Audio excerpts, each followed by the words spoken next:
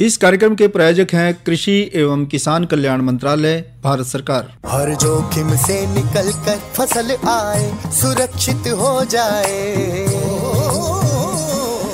फसल बीमा से हर किसान अब आत्मनिर्भर हो जाए। संकट के समय प्रधानमंत्री फसल बीमा योजना किसानों के लिए वरदान है।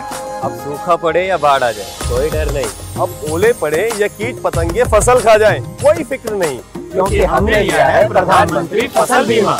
बुआई से फसल कटाई तक हर जोखिम का दावा, न्यूनतम प्रीमियम पर अधिकतम भुगतान का वादा। योजना से हर साल जुड़ रहे हैं 5 करोड़ से ज्यादा किसान। अब आपकी है बारी। नजदीकी कृषि कार्यालय, सहकारी समिति, बैंक शाखा, अधिकृत बीमा कंपनी या जन सेवा केंद्र में स्वेच्छा से करा सकते हैं पंजीकरण। फसल बीमा पोर्टल या फसल बीमा ऐप द्वारा भी कराया जा सकता है पंजीकरण। प्रधानमंत्री फसल बीमा योजना, आपकी फसलों का संपूर्ण सुरक्षा कवच। कृषि एवं किसान कल्याण मंत्रालय, भारत सरकार। किसान वाणी कार्यक्रम सुनने वाले सब बाण भाइयों ने धर्मवीर भाई की राम राम। भाइयों, आज दिन है मंगलवार और मंगलवार के दिन हम फ़ोन इन कार्यक्रम लेकर के आपकी सेवा में हाजिर होते हैं। आज भी फ़ोन इन कार्यक्रम है और इस फ़ोन इन कार्यक्रम में आज का जो हमने विषय चुना है वो है पशुपालकों के लिए पशुपालन विभाग की योजनाएं। इस विषय पे हमारे स्टूडियो में आमंत्रित विशेषज्ञ हैं डॉक्टर मंजीत कटारिया। आप पशु चिकित्सक, राजकीय पशु चिकित्सालय बबैन, जिला कुरुक्षेत्र हैं।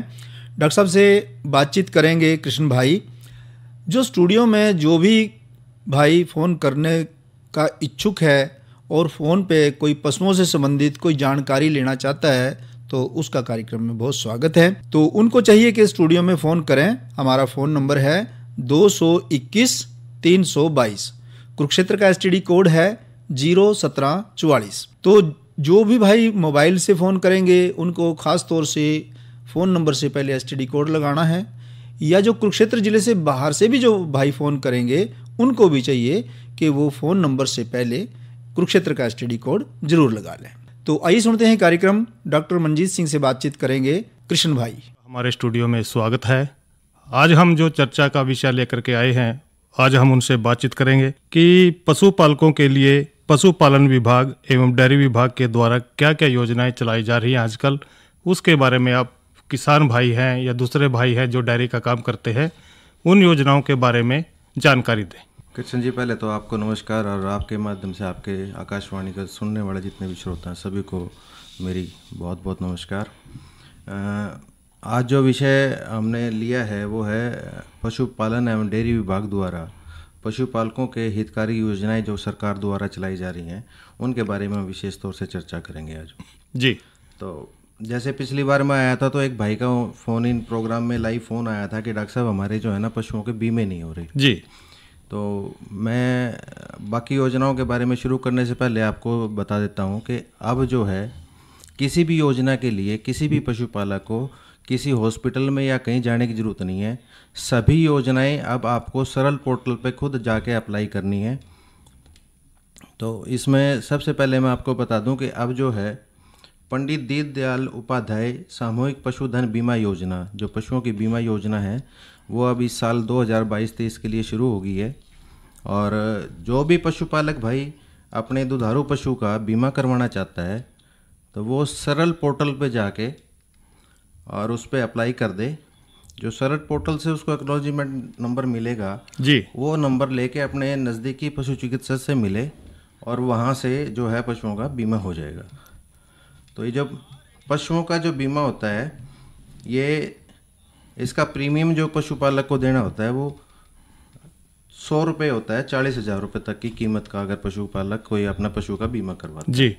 तो इसमें जैसे दुधारू गाय का है 40,000 रुपये तक का बीमा कराना है तो 100 रुपये लगते हैं। 41 से 60,000 का अगर कोई कराएगा तो वो लगते हैं 200 रुपये जी। तो उसमें जो है उसकी दूध की कैपेसिटी जो है पशु की उसके ऊपर डिपेंड करता है। तो वो चाहे साहिवाल गाय हो, चाहे हरियाणा हो, चाहे ये अपनी विलायती गाय या संकरण गाय जो होती हैं, इनमें सब में मतलब एक ही रेट होता है 100 रुपये। 40,000 रुपये तक की कीमत के जो पशु हैं उनका बीमा जी। दूसरा जो है, जो जिन पशुपालक भाइयों के पास भैंस है तो वो उनका जो 60,000 रुपये तक की भैंस का कीमत जो प्रीमियम जो उनको देना होता है वो 100 रुपये देना होता है। डॉक्टर साहब पहले एक फ़ोन ले लेते हैं जी। हेलो, कौन बोल रहे सर? जी अर्जुन कुमार बोल रहा जी। हैं जी? अर्जुन कुमार। अर्जुन कुमार कहाँ से जी? जी सहारनपुर जिले से बोल रहे जी। जी, क्या पूछना चाहोगे? ये वो क्या नाम 6-7 दिन हो गए, एक भैंस बन रही थी खुंटे में जी। तो डॉक्टर साहब सुनिए। जी जी जी। सस्ते की भैंस की प्रॉब्लम हुई थी और 2 भैंस बन रही थी जी इकट्ठी, और जो कुछ होना जी उसकी पूंछ, उसने पूंछ उड़ जाली थी उसमें सींग में जी। और सींग जो दूसरी भैंस थी उसको तो सींग पटका नीचे गिर गया था जी, सींग था जी जो। और पूंछ है जो हमारी भैंस की वो काम नहीं कर रही जी। अच्छा। तो उसका हाथ लगाना है जी, उसका दुखान हो थोड़ा है जी, नीचे तो नहीं उसका पोर्शन मिलता, ऊपर पे ही जी थोड़ा थोड़ा। हाँ, तो वो कहीं उसकी नस पे चोट लग गई। जी जी। तो जी डॉक्टर से भी दिखाई थी, वह डॉक्टर बोल रहा कि पूंछ कटेगी, लेकिन पूंछ अगर उसका हाथ लगा हुआ तो वो हिलती भी है, वो दूसरी भैंस को तो सींग ही पटेगा जी। जो पूंछ जहाँ तक जो मतलब उसकी नस काम कर रही है ना, नर्व काम कर रही है। हाँ जी, पूंछ थोड़ा ऊपर का पोर्शन काम कर रहा है, नीचे नहीं। हाँ, इस पे जो ना आप नर्वाइन टॉनिक इंजेक्शन आते हैं, अपने डॉक्टर से कहना नर्वाइन टॉनिक इंजेक्शन लगाएगा कोई। अच्छा जी। हाँ, वो देख लो अगर काम कर जाए तो, अदरवाइज तो फिर जो जिस पोर्शन में जैसे अधरंग होता है ऐसे हो गया कि भाई वहाँ जहाँ नस काम नहीं कर रही, नर्व्स काम नहीं कर रही, तो उसमें उससे ऊपर दिक्कत रहेगी। तो कौन सा इंजेक्शन दोबारा बोलिए जी? नर्वाइन टॉनिक, कोई भी नर्वाइन टॉनिक, नर्व्स को दुरुस्त करने के लिए। ठीक है जी। उसका ज्यादा प्रॉब्लम है, उसका हाथ भी लगा हुआ है, एक बार तो जारी भी थी जी गर्म पानी से। का नाम न्यूरोबियोन है, न्यूरोबियोन अगर नोट कर सको तो वो नोट कर लो, वो टीका लगवा देना 10 ml। न्यूरोबोन टीका? हाँ हाँ, न्यूरोबोन। ठीक है जी, बस ये पूछना था डॉक्टर साहब, धन्यवाद। ठीक है जी। तो डॉक्टर साहब जिक्र कर रहे हैं आपकी जैसे 60,000। हाँ, मैं बता रहा था कि जो बीमा योजना है उसके तहत अगर गाय की कीमत जैसे 40,000 रुपये तक की है, तो इसी 100 रुपये के प्रीमियम में भैंस का जो है 60,000 रुपये तक का बीमा जो है भैंस की कीमत लगा के उसका हो जाता है। पशुपालक को सिर्फ 100 रुपये देने होते हैं जी। 70,000 रुपये तक की अगर कीमत है, वो दूध के ऊपर डिपेंड करता है। अगर 10 किलो दूध तक की है तो 60,000, 10 से 15 किलो दूध है तो 70,000 रुपये तक बीमा हो जाता है, पर उसकी जो प्रीमियम है पशुपालक को 200 रुपये देनी पड़ती है। ऐसे ही इस बार जो है, जो हमारे पशुपालक भाई हैं जो भेड़ बकरी या सूअर पालन का भी काम करते हैं, तो उनके भी प्रति पशु की जो है कि बीमे की जो राशि, जो प्रीमियम उनको देना होता है 25 रुपये के हिसाब से देना होता है, तो उनका भी बीमा विभाग द्वारा करवाया जाता है। तो इसके अलावा जो घोड़े हैं, खच्चर हैं, या जो मतलब इसके गधे हैं जो मतलब इन पर काम करते हैं, तो उनका भी 100 रुपये की कीमत प्रीमियम दे के उनका भी बीमा हो जाता है। तो मैं अपने जितने भी सुनने वाले पशुपालक भाई हैं उन सभी से निवेदन करूँगा कि सरल पोर्टल पे जाके हरियाणा सरल हरियाणा.gov.in ये पोर्टल है, इस पे जाके अगर या तो आप लोग खुद कर सकते हैं, नहीं तो आपके गांव में जो भी CHC सेंटर है वहाँ जाके इसके लिए बीमा योजना के लिए अप्लाई करें, और उसका जो एक्नॉलेजमेंट नंबर आए वो लेके अपने नज़दीकी पशुपालक से मिलें, पशु चिकित्सक से मिलें। तो दूसरा जो है, जैसे ये तो था बीमा, अगर आपके पास पशु है, किसी भाई ने अगर अपने पशुपालन को रोज़गार के तौर पर अप्लाई करना है, तो उसके लिए हमारे पास जैसे सब्सिडी है होती है, सूअर पालन करना हो किसी ने, भेड़ पालन करना हो किसी ने, गोट बकरी पालन जिसे किसी भाई ने करना हो, तो जो जनरल कैटेगरी के जो हमारे पशुपालक हैं जो इस टाइप का अगर कोई फार्म बनाना चाहते हैं। डॉक्टर साहब पहले एक फ़ोन ले लेते हैं। जी जी। हेलो डॉक्टर साहब, नमस्कार। नमस्कार, क्या नाम है जी आपका?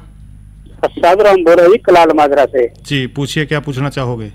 डॉक्टर साहब, मेरी भैंस को 1 साल से ऊपर हो गई ना जी। और वो 5-6 बार बोल लीजिए और रन भी नहीं आ गए। अच्छा। हाँ जी। तो आपने किसी पशु चिकित्सक चेक करवाया? कई डॉक्टर चेक करा लिया जी। नहीं, आपका कलाल माजरा कौन सा, ये बबैन के पास से बोल रहे हैं? नहीं सर, ये सेक्टर 30 सर। हाँ जी, नजदीक सेक्टर 30 यही तो पास। अच्छा, तो आपका उमरी हॉस्पिटल पड़ता है, वहाँ एक बार पशु चिकित्सक है, उनसे मिलो, तो वो एक बार इसको भैंस को चेक कर लेंगे। अच्छा, 1 साल से दिक्कत है, कई बार बच्चेदानी में कोई दिक्कत होती है, तो पशु वो आपके तो नजदीकी है, तो डॉक्टर से मिलोगे तो उसकी बच्चेदानी चेक हो जाएगी, उसके हिसाब से जो दिक्कत होगी वो इलाज हो जाएगा।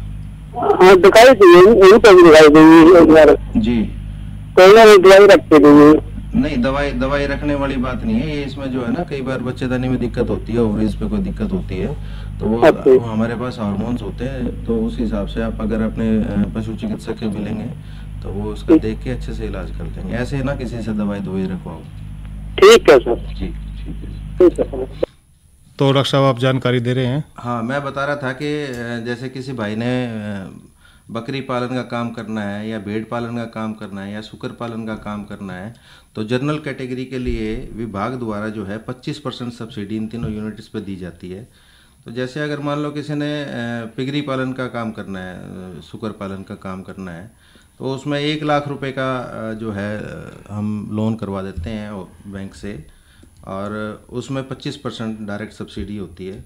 ऐसे ही अगर भेड़ पालन करना है तो उसमें 98,000 का टोटल होता है। 15 भेड़ होती हैं और 1 मेंढा। या बकरी पालन करना है तो 15 बकरी और 1 बकरा, तो यूँ करके 98,000 रुपये का टोटल होता है। इसमें 25% सब्सिडी जो है विभाग द्वारा दी जाती है। तो इसमें भी जितनी भी स्कीमें मैं आपको बता रहा हूँ, हर एक स्कीम के लिए आपने कहीं नहीं जाना, आपने अपने फ़ोन से, स्मार्टफोन पे, आजकल सबके पास घर में स्मार्टफोन है, सरल पोर्टल पर जाके और डायरेक्ट इस पर जो है अभी पशुपालन की जो स्कीमें हैं, इन जो भी स्कीम आप लेना चाहें उसमें जो है अपना ऑनलाइन अप्लाई करना है। तो डॉक्टर साहब जैसे सरल केंद्र हैं उन पे जाके भी कर सकते हैं? हाँ, उन पे जाके कर दें, अगर आप खुद नहीं कर सकते तो। कि कुछ जो है ना, जैसे कि पशुपालक हैं, थोड़े बहुत अब जो पढ़ाई है उनकी कम होती है, ताकि नहीं कोई दिक्कत नहीं, हर गांव में CHC सेंटर हैं और वो वहाँ जाके अप्लाई कर सकते हैं।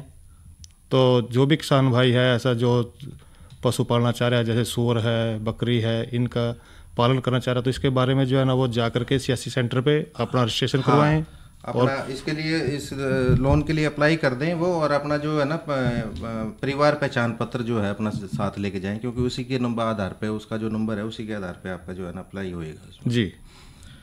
तो यही जो स्कीम है जो मैंने आपको बताई कि भाई सूअर पालन, भेड़ पालन और बकरी पालन, ये अभी जो बताया मैंने 25% सब्सिडी जनरल और जो BC के कैंडिडेट हैं उनके लिए, जो अपने रिजर्व कैटेगरी है, शेड्यूल कास्ट जी, ये जो हमारे पशुपालक हैं, अगर वो इनमें से कोई भी पिगरी फार्म बनाना चाहे तो उसको जो है डायरेक्ट इस पे 1 लाख रुपए पे 50% सब्सिडी, यानी कि 1 लाख पे 50,000 रुपये सब्सिडी इस पे मिलती है, यानी कि 50% सब्सिडी।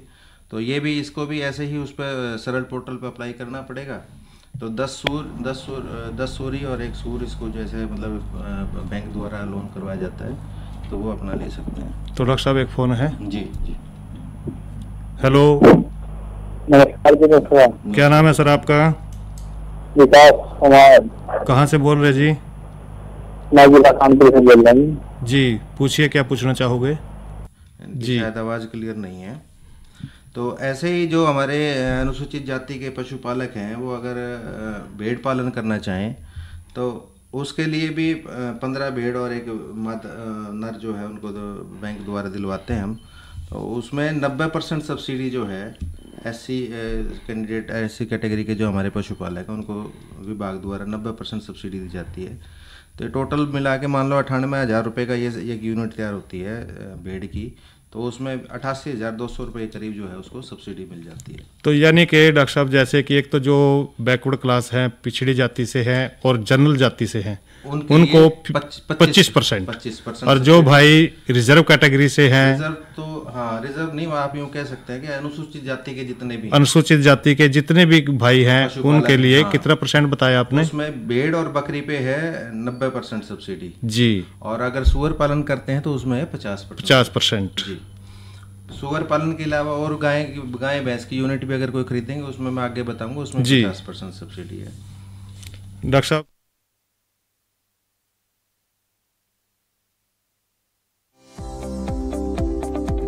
कृषि के क्षेत्र में हरियाणा की अपनी खास पहचान है। गेहूं और धान की खेती के लिए ये राज्य प्रसिद्ध है, परंतु अब यहाँ के मेहनती किसान परंपरागत खेती की जगह नई फसलों को भी अपना रहे हैं। धान की फसल सिंचाई के पानी की अत्यधिक खपत करती है, जबकि पानी की उपलब्धता एक कठिन चुनौती बनती जा रही है। इसलिए आवश्यक है कि धान के क्षेत्र को क्रमशः कम करते हुए पानी की कम खपत करने वाली फसलों को जगह दी जाए। भारत सरकार की महत्वाकांक्षी राष्ट्रीय कृषि विकास योजना के फसल विविधीकरण कार्यक्रम के तहत किसानों को धान की जगह वैकल्पिक फसलें उगाने के लिए प्रोत्साहित किया जा रहा है। इस प्रयास को आगे बढ़ाते हुए हरियाणा राज्य सरकार ने मेरा पानी मेरी विरासत नामक एक अभिनव और प्रभावी योजना लागू की है। इसके अंतर्गत धान की जगह वैकल्पिक फसलें उगाने वाले किसानों को 7,000 रुपए प्रति एकड़ की दर से प्रोत्साहन राशि दी जाती है। हरियाणा सरकार के संगठित प्रयासों और किसानों के सहयोग से वर्ष खरीफ 2020 व 2021 में कुल लगभग 1,16,000 एकड़ क्षेत्र में धान की जगह वैकल्पिक फसलें उगाई गयी। इसके लिए किसानों को 76 करोड़ रुपए प्रोत्साहन राशि के रूप में दिए गए। फसल विविधीकरण के प्रयासों से वर्ष 2019-20 से 2021-22 के बीच धान के कुल क्षेत्र में लगभग 10% की कमी आई है। राज्य सरकार द्वारा एक अन्य प्रभावी योजना भी चलाई जा रही है, जिसके तहत धान की सीधी बुआई की जाती है। खरीफ 2021 के दौरान लगभग 17,000 एकड़ में धान की सीधी बुआई के लिए 8,627 किसानों को लगभग 9 करोड़ की प्रोत्साहन राशि राष्ट्रीय कृषि विकास योजना के अंतर्गत दी गई। इस वर्ष 1 लाख एकड़ का लक्ष्य रखा गया है। खरीफ 2021 के दौरान एक अन्य विविधीकरण स्कीम के तहत लगभग 34,000 एकड़ क्षेत्र में 22,000 किसानों ने दलहन तिलहन की खेती की और उन्हें 4,000 रुपए प्रति एकड़ की दर से लगभग 14 करोड़ रुपए की प्रोत्साहन राशि दी गई। गत वर्ष की तुलना में 2021-22 के दौरान दालों के क्षेत्र में करीब 40% तथा तिलहन में 11% की बढ़ोतरी हुई।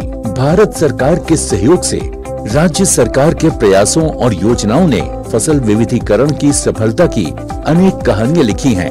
ऐसी ही एक कहानी है कैथल जिले की उप तहसील सीवन की। यहाँ के किसान धान और गेहूं की जगह खरबूजा, खीरा और टिंडा उगाकर उन्नति की नई राह पर आगे बढ़ रहे हैं। हमारे यहाँ पे स्कीम आई है सरकार की तरफ से, मेरी पानी मेरी विरासत। उसके तहत हमने धान और गेहूं को छोड़ के हमने तरबूज, खरबूजे, खीरे, टिंडे की खेती करनी शुरू की है और उसमें इंटरक्रॉप के रूप में हम मकई ले रहे हैं, जिसमें पानी की खपत काफ़ी कम हो गई है। 25% पानी में हम ये सारी फसलें ले लेते हैं और हमें सरकार की तरफ से इसमें सहायता मिल रही है 7,000 रुपये पर एकड़ की। और साथ में हमें और भी मुनाफा हो रहा है फसल में, हम 25 से 30% एक्स्ट्रा कमा पा रहे हैं, जो 25-30 हजार रुपये पर एकड़ बनता है। हरियाणा राज्य के किसान समृद्धि के नए मुकाम की ओर अग्रसर हैं। फसल विविधीकरण ने उनके जीवन में मुस्कान का नया रंग भर दिया है।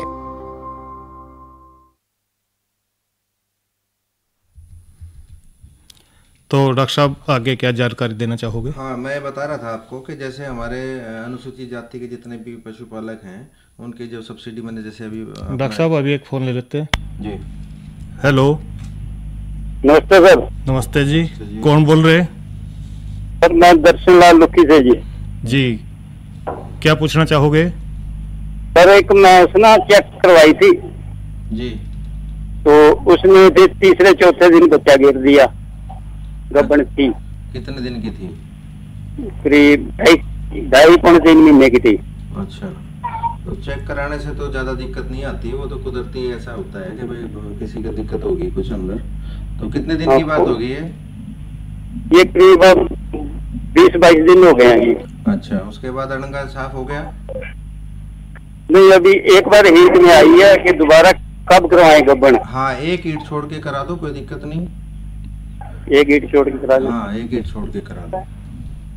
ठीक है सर। ठीक है जी। तो मैं आपके माध्यम से बताना चाह रहा था कि जितने भी ये पिगरी की है या शीप गोट की यूनिट अगर कोई भाई करना चाहता है तो उनके लिए जो है विभाग द्वारा स्पेशल 11 दिन की ट्रेनिंग भी हमारे यहाँ करवाई जाती है जी। तो हमारे एसडीओ ऑफिस है लाडवा में या थानेसर में, तो यहाँ जब होती है तो हमारे वटनी से आपके आसपास के जितने भी हॉस्पिटल हैं वहाँ इतला पहुँच जाती है। तो आप जो है अगर इसमें इंटरेस्टेड हैं तो उस ट्रेनिंग में भी भाग ले सकते हैं। 11 दिन की ट्रेनिंग में आपको बताया जाता है कि भाई इन पशुओं को कैसे रखा जाए। तो ये माननीय मुख्यमंत्री जी की एक सोच है कि गरीब से गरीब आदमी तक जो है विभाग की स्कीम में पहुँचें। और पहले जैसे मान लो कोई गरीब आदमी है, वो बेचारा अपना मजदूरी कर रहा है तो उसको टाइम नहीं लगता, तो दिन में हॉस्पिटल का टाइम भी जैसे 2 बजे तक होता है, 2 बजे के बाद नहीं मिल पाते। तो अब ये सब स्कीमें ऑनलाइन अप्लाई करनी है, टाइम बाउंड है, 1 महीने के अंदर आपकी एप्लीकेशन के ऊपर कोई कार्रवाई हो जाएगी। तो जितने भी पशुपालक भाई अगर इसमें इंटरेस्टेड हों तो वो इसके लिए अपने जो है सरल पोर्टल पर ज़्यादा अप्लाई करें। इससे अगला जो है मैं बताना चाहता हूँ कि हमारे यहाँ जो अनुसूचित जाति के पशुपालक हैं या कोई अपना रोज़गार के तौर पर छोटी डेयरी करना चाहते हैं 2 या 3 भैंसों की, तो उस पे भी जो है विभाग द्वारा 50% सब्सिडी हमारे यहाँ दी जाती है। अप्लाई उसमें भी ऐसे ही सरल पोर्टल से करना है। आप उसमें अपने फैमिली आईडी जो परिवार पहचान पत्र है उसके नंबर से उस पर अप्लाई करेंगे तो आपको 2 या 3 भैंसों का जो लोन, भैंस का लेना है, गाय का लेना है या हरियाणा या देसी साहिवाल गाय का लेना है, तो जो भी आपको लेना है वो उस पर जो है बैंक से आपको लोन करवाया जाएगा और उस पर जो है विभाग की तरफ से सब्सिडी 50% आपको दी जाएगी।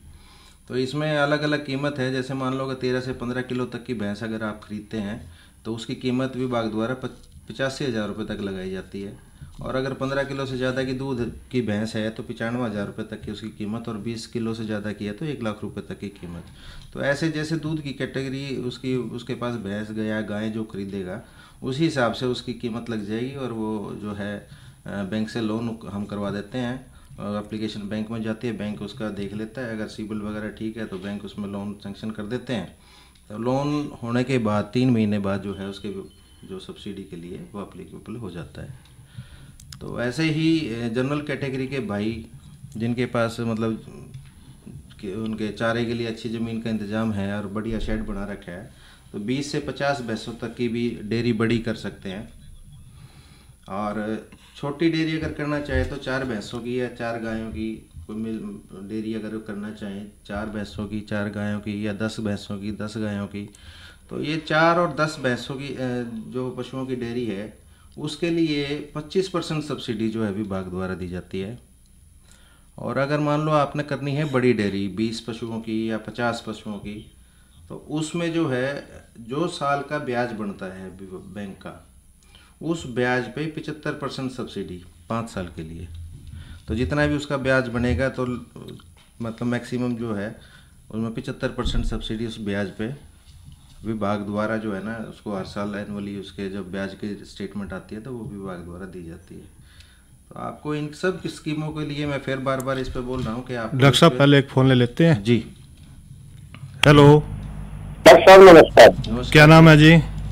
जय भगवान है जी। कहाँ से बोल रहे जी? गाँव का जिला करनाल बरंडा के पास में। जी पूछिए सर। मेरे लड़के में नई जाति से हूँ, मेरे लड़के ने फूड फार्म कराया है। आपके लड़के ने किसका फार्म कराया है? Pig food farm. जी जी जी। 26 तो उसमें बच्चे हैं जी, जिसमें 2-3 महीने के हैं और 8 सूरी है जी, और 2 सुअर हैं जी।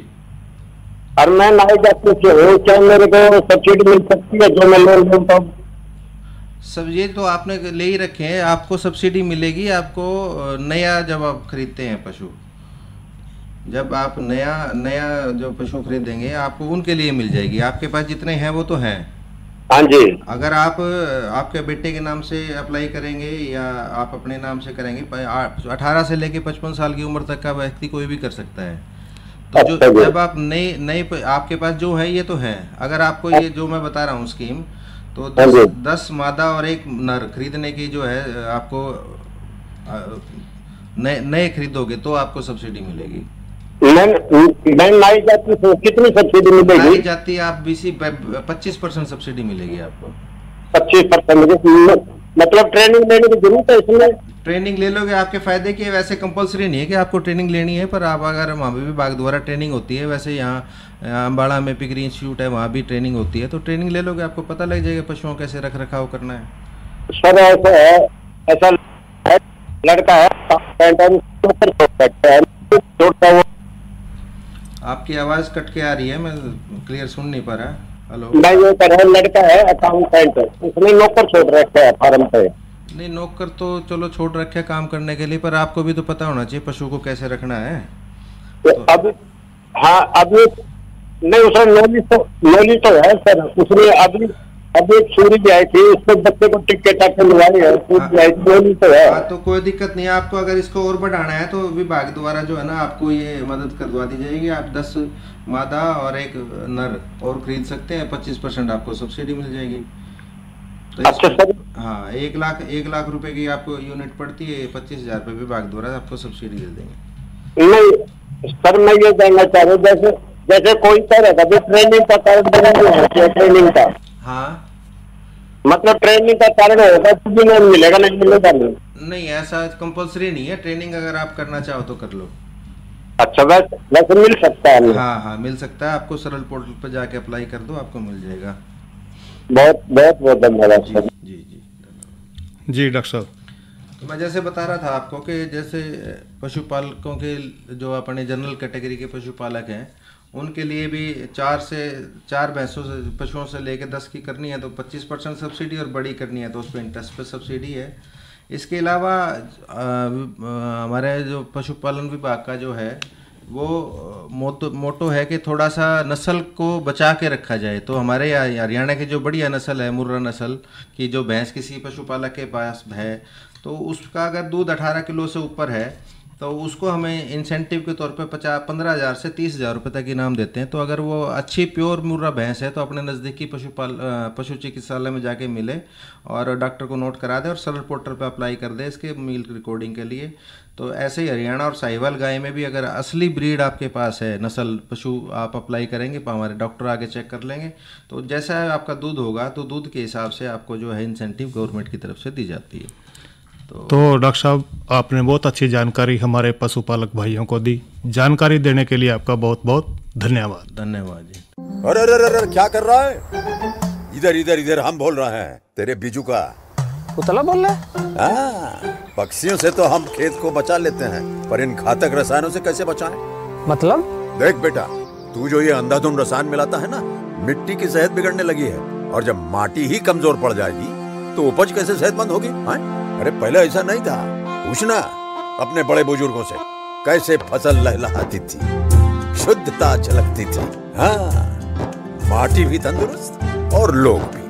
अरे अब पहली वाली बात कहाँ?